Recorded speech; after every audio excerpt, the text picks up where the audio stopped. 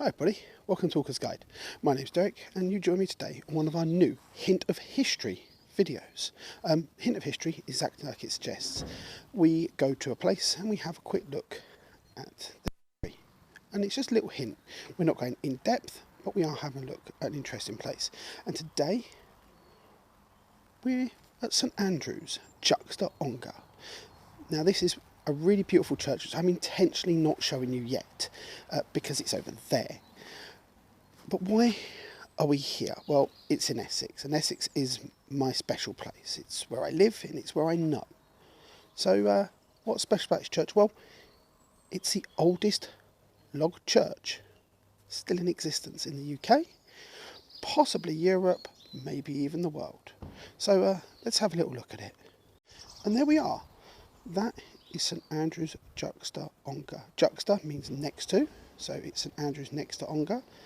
Grinstead, or Greenstead, is the town or the village or the hamlet.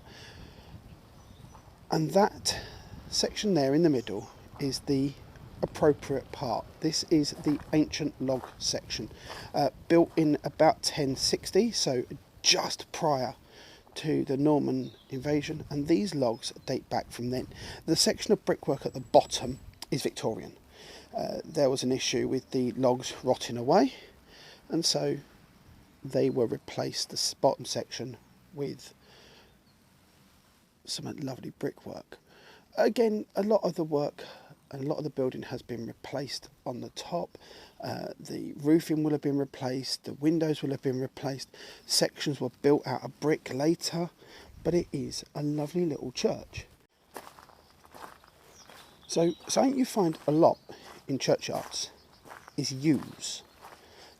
Not me, not the female cow, not me and not the female sheep, but the tree. Taxus baccata, the yew tree. The reason it's in churchyards is multifold, and there's lots of reasons given.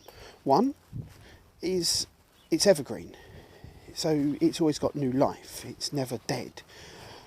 Two, it is death, it's deadly. Every single part of the tree, from the root to the tip, will kill you if you eat it, except for, and this is vital, the berry, the flesh of the berry. The seed, dead in a minute. Well, 4 of them dead in a minute. The bark, chew on it, you're gone. Yeah, it's deadly. Not just to humans, but to animals as well. So was it grown in churchyards to keep animals out? So you wouldn't get sheep coming in and disturbing. That I find hard to believe. I don't know why you'd do that. However, was it in churchyards to protect it from the sheep that would kill it, or it would kill, because you used the yew to make longbows? It's a possibility. But who knows? Right, let's go inside. On the way up to the church, you've got this little set of steps, which we're going to do our best not to fall down, with some beautiful old brickwork. And then we reach the door. This is a fairly modern door.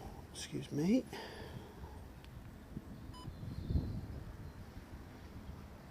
There we go. It's a fairly modern door, but it's quite a lovely door. But walking in, the church instantly hushes you. And we're going to shut the door.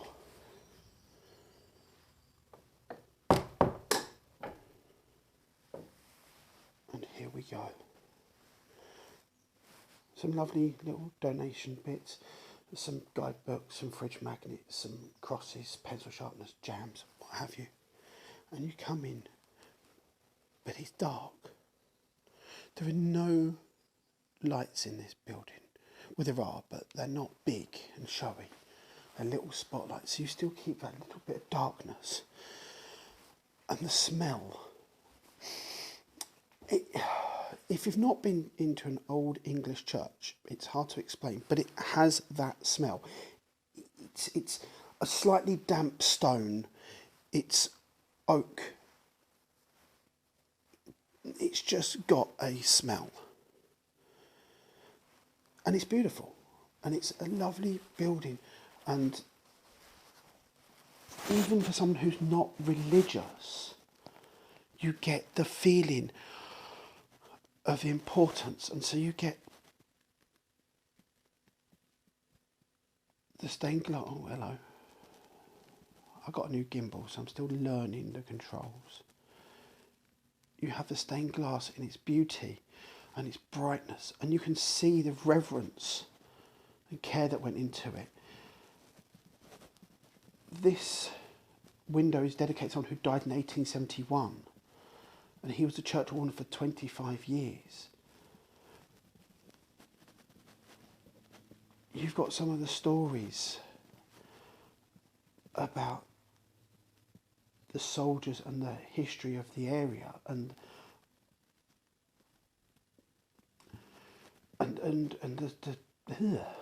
you got the pictures and the stories of the area and of the kings and the saints. For example, in this window here is St. Andrew, recognised because of the cross. He didn't want to be crucified on a cross like Christ, so he pushed to be crucified on the angled cross, much like, well, the flag of St. Andrew, the patron saint of Scotland.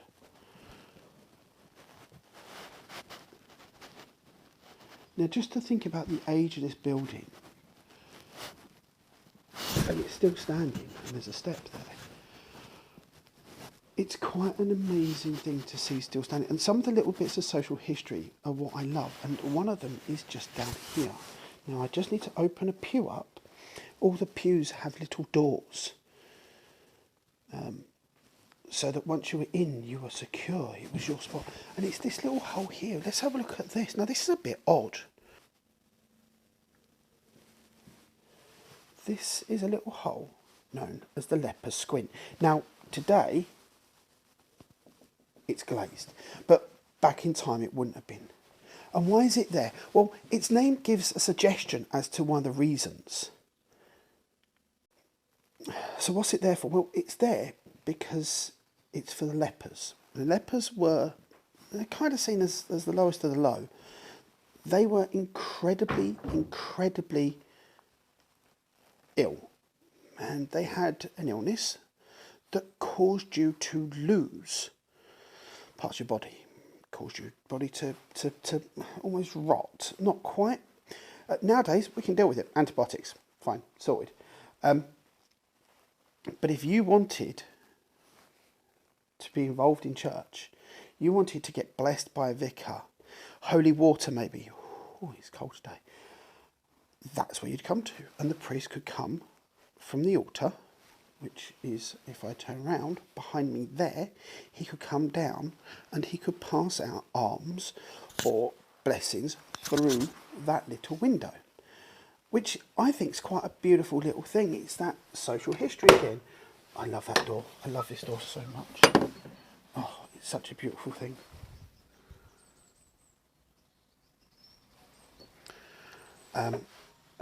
It truly is just that lovely noise. It's such a secure door. But yeah, let's go and have a look at the other side, because I think this to me is important. So we've just looked at the leper's squint inside.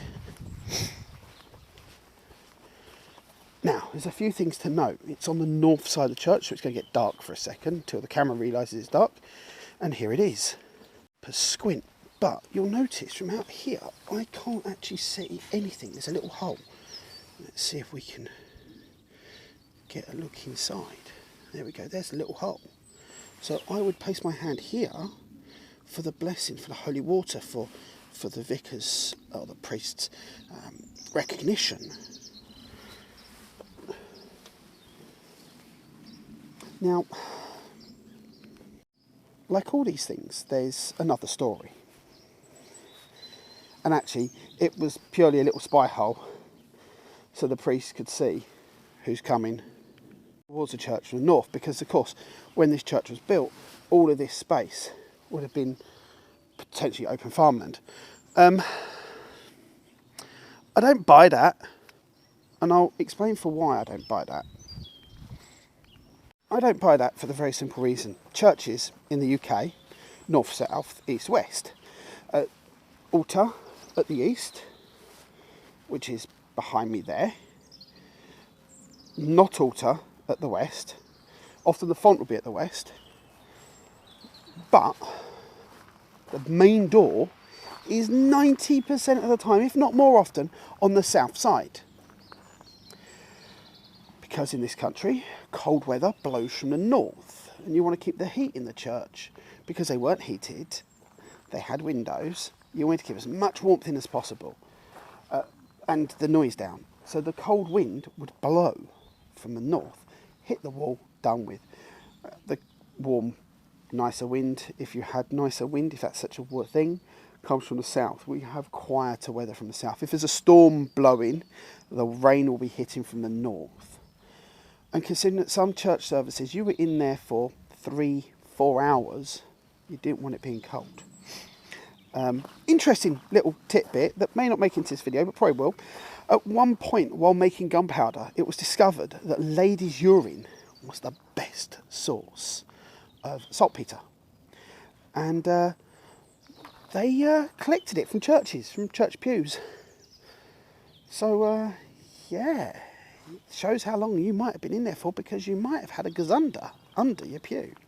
A gazunder is like a terracotta or a ceramic chamber pot, and it goes under the bed, or goes under the dress.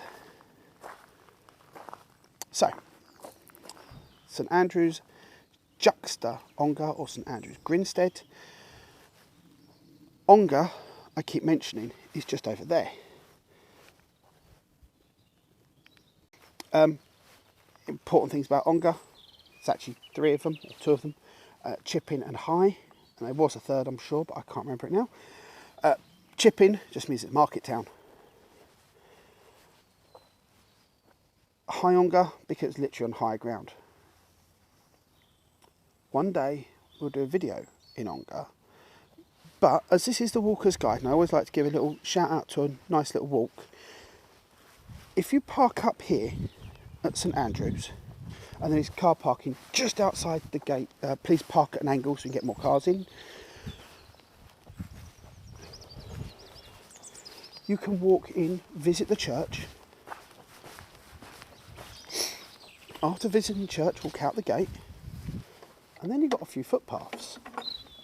But the one that I'm going to suggest is part of a lovely long distance route called the Essex Way.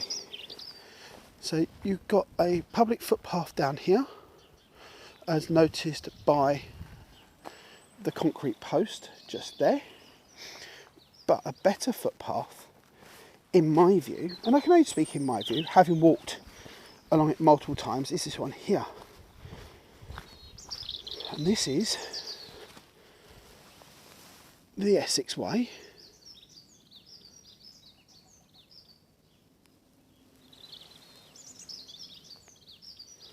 And it walks along this road here, along this driveway,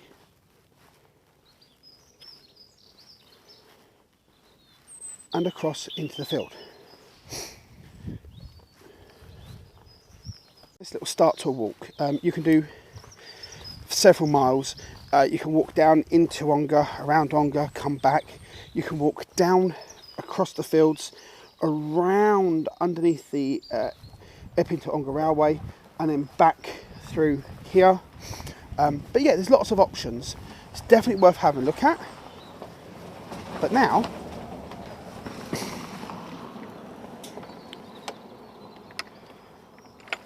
it's time for me to say goodbye. Thank you for joining me for this trip to St Andrew's Ongar, or St Andrew's Juxtta Ongar, or St Andrew's Grinstead, home of one of the nicest log churches in Essex. I think it's the only one in Essex, so that's why I can say that without any issue. If you're ever in the area, please do come give it a visit. Leave a donation. I will be doing that once this video's ended. I kind of have to use my phone, which is recording this. If you enjoyed our little trip to St Andrew's Juxtta Ongar, if it's piqued your interest and you want to come visit, please do. It is a beautiful church, as you can see. I've not given it anywhere near what it deserves. It deserves so much more than a 10-minute long video. I could spend hours going around this place. In fact, I have been known to do so, but I'm not going to put you lot through that. But if you do come and visit, park up sensibly, have a look around, go for a walk locally, and then enjoy your day. So, thank you for joining me. If you've enjoyed this, there's a like and subscribe button. If you haven't enjoyed it, let me know what you'd like to see. And if you want to visit somewhere else in Essex, or you want me to visit somewhere else in Essex, drop me a comment down below, and maybe, I'll do a hint of history on it. My name's Derek, this is The Walker's Guide. For now, that's all. See you later.